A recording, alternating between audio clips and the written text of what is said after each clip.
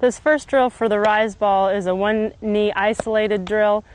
We're doing this essentially just to take the lower half of the body completely out of the picture when the young lady is trying to establish good wrist snap. Once again, we've stated throughout this entire film that wrist snap is what gives rotation and rotation is what gives movement.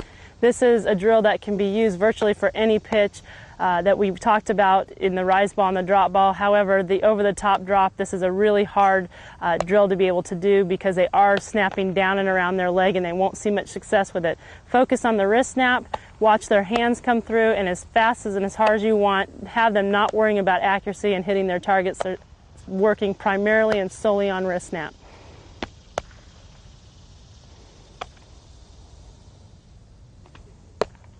Cut.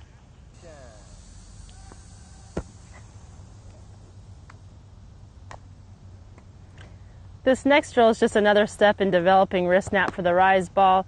We've put a football in their hand. Obviously, it's not identical to the wrist snap that you need, but it gives them another object that they try to get to spiral underhand, just like a quarterback does in football overhand. It really works on the wrist snap and the fundamental of leading with that finger to get it to go. Please do not have your pitcher panic if they're not getting the right spiral right in the beginning.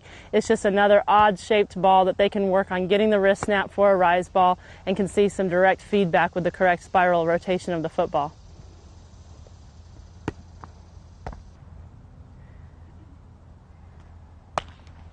This is basically isolating the legs once again. It's gotten their stride much farther out. Remember, with the rise ball, you have a longer stride to get underneath the ball. We're getting them to already have their body angle that we want them to have at the point of release so that they can concentrate on their wrist snap and having their body feel like what it should feel like during that wrist snap. Notice the body angle pulling back and their stomach muscles working.